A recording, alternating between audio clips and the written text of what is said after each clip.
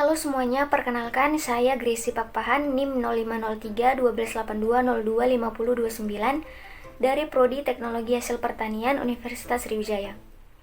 Tujuan dibuatnya video ini untuk memenuhi tugas ujian akhir semester mata kuliah wajib pendidikan kewarganegaraan. Pada kesempatan kali ini, saya akan memaparkan materi tentang penegakan hukum di Indonesia. Indonesia sebagai negara hukum perlu adanya upaya penegakan hukum di Indonesia.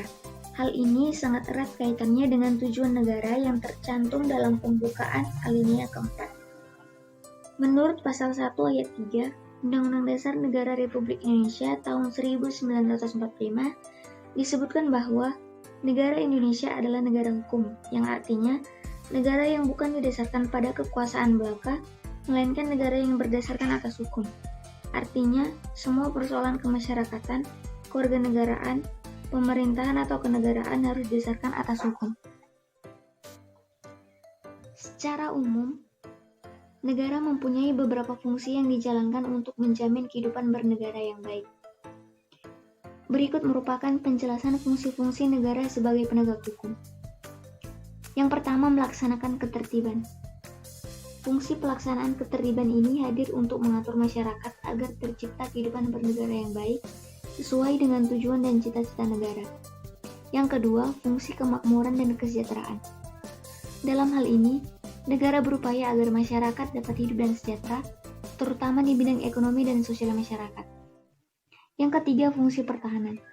Negara wajib mampu melindungi rakyat, wilayah dan pemerintahannya dari berbagai ancaman, tantangan, serangan, dan gangguan, baik dari dalam maupun dari luar negeri. Yang keempat, fungsi keadilan.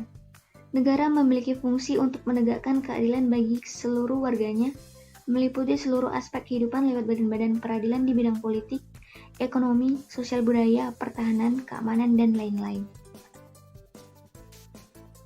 Gustav Radbruch, seorang ahli filsafat Jerman, menyatakan bahwa untuk menegakkan hukum ada 3 unsur yang selalu harus diperhatikan.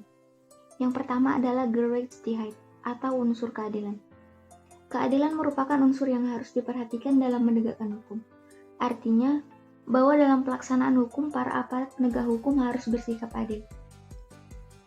Yang kedua adalah Zweckmäßigkeit atau unsur kemanfaatan.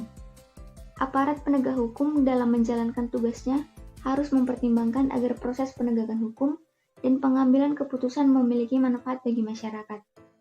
Yang ketiga, Sicherheit atau unsur kepastian. Hukum unsur ketiga dari penegakan hukum adalah kepastian hukum. Artinya, penegakan hukum pada hakikatnya adalah perlindungan hukum terhadap tindakan sewenang-wenang. Peradilan yang ada di Indonesia.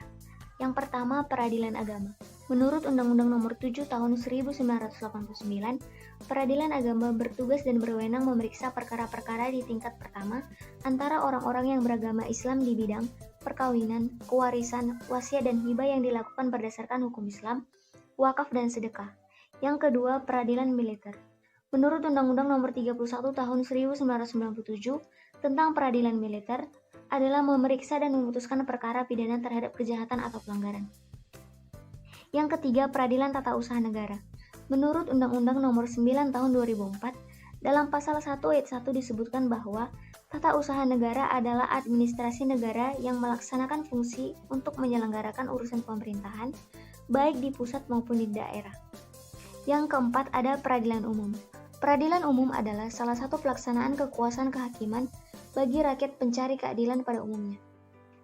Apabila rakyat melakukan suatu pelanggaran atau kejahatan yang menurut peraturan dapat dihukum, maka akan diadili dalam lingkungan peradilan umum. Peradilan umum digunakan beberapa tingkat atau badan pengadilan, yaitu yang pertama, peradilan negeri, yang kedua, peradilan tinggi, yang ketiga, peradilan tinggi kasasi. Untuk menjalankan hukum sebagaimana mestinya, maka dibentuklah lembaga aparat penegak hukum. Yang pertama, kepolisian. Kepolisian negara merupakan alat negara penegak hukum yang terutama bertugas memelihara keamanan dan ketertiban di dalam negeri. Yang kedua, kejaksaan. Kejaksaan merupakan lembaga pemerintahan yang melaksanakan kekuasaan negara di bidang penuntutan. Yang ketiga, kehakiman. Kehakiman merupakan suatu lembaga yang diberi kekuasaan untuk mengadili. apa sih faktor-faktor yang mempengaruhi penegakan hukum? Faktor-faktor yang mempengaruhi penegakan hukum dapat terjadi melalui dalam sistem hukum maupun di luar sistem hukum. Faktor yang ada di dalam sistem hukum yaitu yang pertama hukum, yang kedua penegak hukum, yang ketiga sarana dan prasarana. Sedangkan faktor-faktor yang ada di luar sistem hukum, yang pertama kesadaran hukum masyarakat, yang kedua perkembangan masyarakat, kebudayaan atau perubahan sosial, dan yang ketiga adalah politik. Demikianlah paparan materi mengenai penegakan hukum di Indonesia. Atas perhatiannya saya ucapkan terima kasih.